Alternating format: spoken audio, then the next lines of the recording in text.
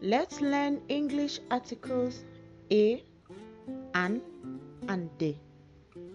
Use a before words that start with a consonant sound. For example, a cow, a dog, a book. Use an before words that start with a vowel sound a, e, or o. For example, an apple, an elephant, an orange. Use de when we talk about something specific. For example, the sun, the cow on the farm, the book on the table. Which article is correct? Dash elephant. Comment a or an below.